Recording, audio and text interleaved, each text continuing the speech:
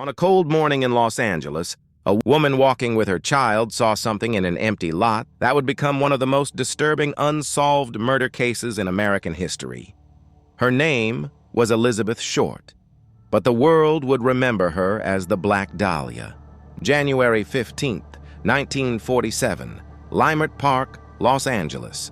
The morning air was still. Betty Bersinger was walking her young daughter along South Norton Avenue when she noticed something lying in the overgrown grass of a vacant lot. At first, she thought it was a broken store mannequin, but as she stepped closer, the horrible truth became undeniable. She ran to the nearest house and called the police. Within hours, the Los Angeles Police Department had surrounded the scene. Detectives arrived, photographers arrived, and then the press arrived. What they found in that empty lot would shock the entire nation. The body of a young woman, approximately 22 years old, had been placed there with disturbing precision. She had been severed at the waist. Her body had been completely drained of blood, meaning she had not been killed at that location. Whoever had done this had transported her there and arranged her deliberately, as if making a statement. The crime scene showed no signs of struggle, no blood in the soil, no tire tracks that investigators could immediately follow. Just a young woman, left in the open, in the middle of a residential neighborhood, as if the killer wanted her to be found. The Los Angeles Police Department launched what would become one of the largest investigations in the department's history. Hundreds of officers were assigned. Tips flooded in from across the country. The city of Los Angeles, already a place of glamour and shadow, suddenly felt darker than it ever had before. Before she became a headline, before she became a symbol, Elizabeth Short was a young woman with a dream. Born on July 29, 1924 in Hyde Park, Massachusetts, Elizabeth grew up during the Great Depression. Her father disappeared when she was young, and her mother raised 5 daughters largely on her own.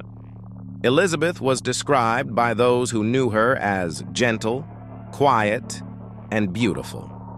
She had dark hair, pale skin, and a smile that people remembered. She dreamed of becoming an actress. Like so many young women of her generation, she believed California held the answer. She moved west, drifting between cities, staying with friends and acquaintances, working small jobs, attending parties, and searching for the kind of life she had seen in the movies. She was not a Hollywood star. She was not wealthy. She was a young woman trying to find her place in a world that was still recovering from war. The name Black Dahlia did not come from the police. It came from the press.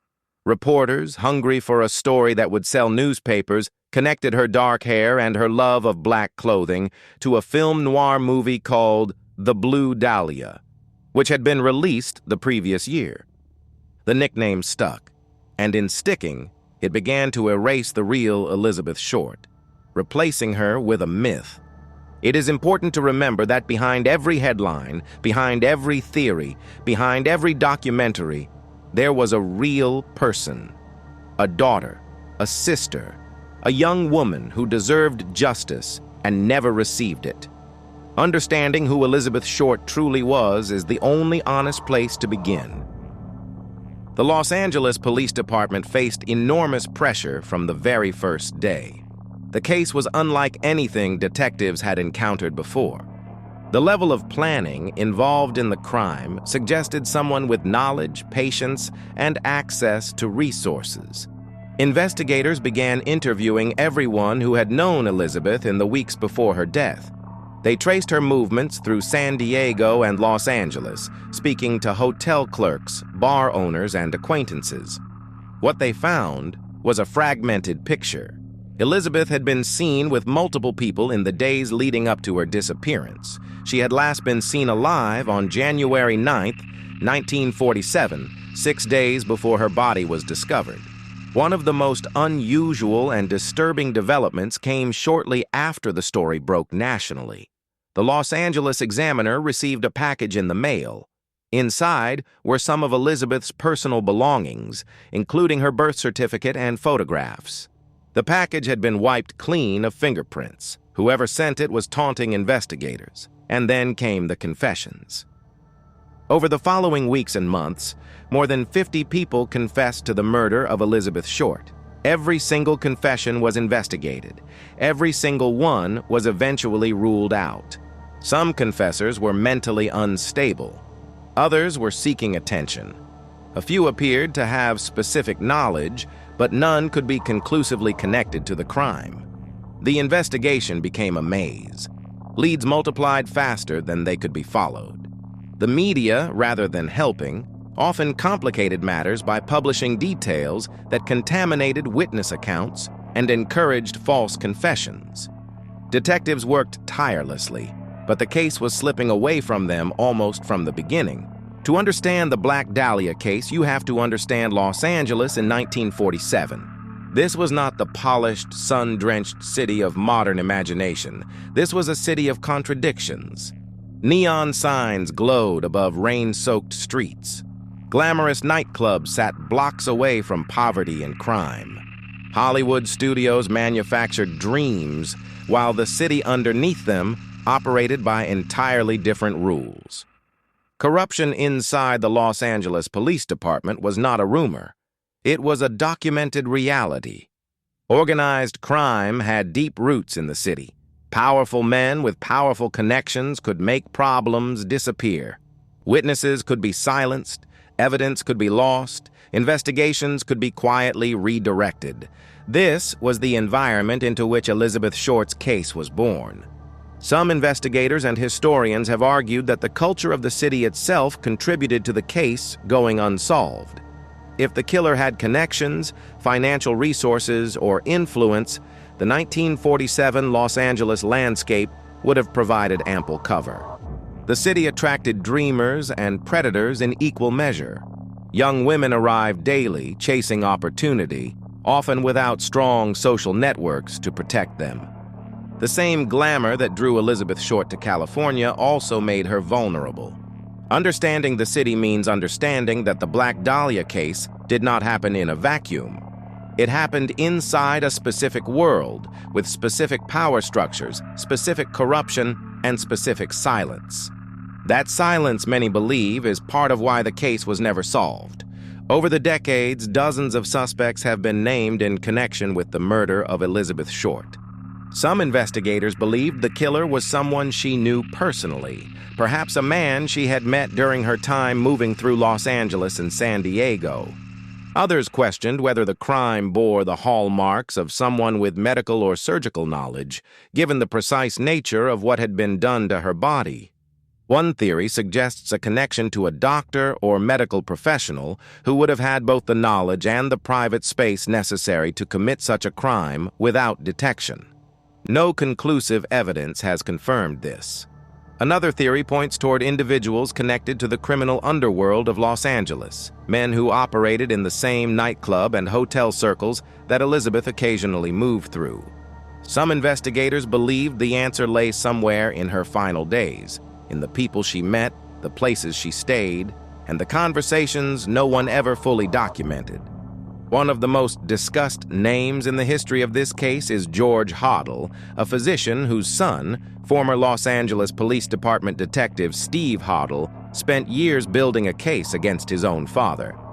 Steve Hoddle published his findings in a book and argued that physical evidence, circumstantial connections, and behavioral patterns pointed toward his father as the most likely suspect. However, George Hoddle died in 1999 without ever being charged, and no court has ever confirmed this theory. It remains one of the most compelling but unverified theories in the case. What every serious investigator agrees on is this: whoever killed Elizabeth Short was organized, careful, and almost certainly never faced justice. One of the most persistent questions surrounding the Black Dahlia case is deceptively simple. Where did the murder actually happen? The vacant lot on South Norton Avenue was where Elizabeth Short's body was found, but investigators knew from the very beginning that it was not where she was killed. The absence of blood at the scene confirmed that she had been killed elsewhere and transported there afterward.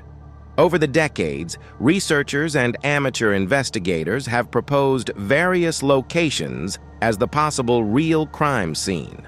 One theory suggests a property in the Los Feliz neighborhood of Los Angeles, a location connected to George Hodel, which was later investigated by his son. Steve Hodel claimed to have found evidence inside the property suggesting it could have been used as the location where Elizabeth Short was held and killed.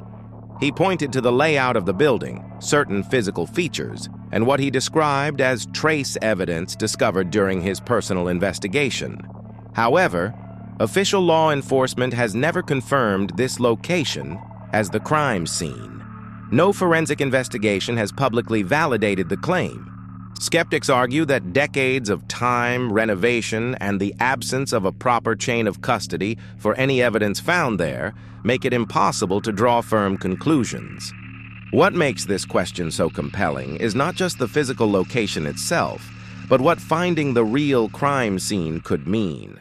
It could potentially narrow the suspect pool. It could reveal connections to specific individuals. It could answer questions about how Elizabeth Short spent her final hours. For now, the real crime scene remains officially unknown, a missing piece at the center of a puzzle that has never been completed. More than 70 years have passed since Betty Bersinger made that terrible discovery on South Norton Avenue, and yet the Black Dahlia case refuses to fade. Books have been written, films have been made, documentaries have been produced, podcasts have explored every angle. New generations of true crime audiences continue to discover the case and find themselves drawn into its darkness. Why does it endure?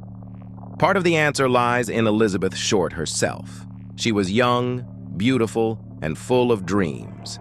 She represented something that millions of Americans understood: the desire to build a better life, to find opportunity, to belong somewhere. Her story resonates because it feels both distant and familiar at the same time. Part of the answer lies in the failure of justice. Americans have a deep, almost instinctive discomfort with unanswered questions. The idea that a killer could commit such a crime and simply walk away, living out the rest of their life without consequence, is profoundly disturbing. It challenges the belief that justice is inevitable. Part of the answer lies in the city. Los Angeles in 1947 was a place of myth and shadow, and the Black Dahlia case captured both perfectly. It became a symbol of everything glamorous and dangerous about the American dream. And part of the answer is simply this: the case was never solved. No arrest, no trial, no closure. Just questions that echo across decades, growing louder rather than quieter as time passes. The confirmed facts of the Black Dahlia case are few but undeniable. Elizabeth Short was murdered in January 1947. Her body was discovered in Leimert Park, Los Angeles. She had been killed elsewhere and transported to the scene. The killer was never identified. No one was ever charged. No one was ever convicted. Everything beyond those facts enters the territory of theory, speculation, and unanswered questions. Who killed Elizabeth Short? Was it someone she trusted, someone she had recently met, or a stranger who targeted her? Where did the murder actually happen? Is the real crime scene still standing somewhere in Los Angeles, holding secrets that no one has yet been able to prove?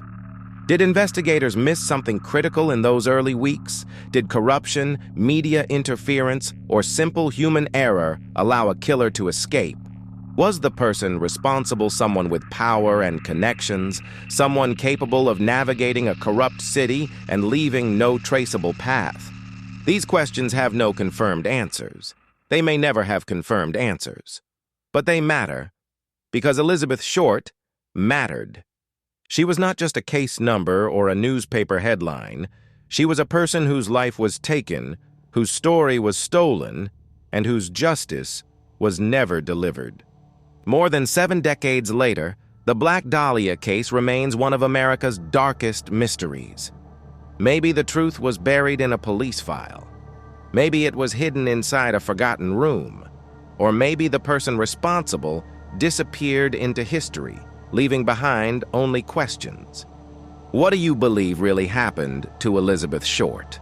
Do you think investigators finally found the real crime scene, or is the truth still hidden somewhere in Los Angeles? Share your theory in the comments.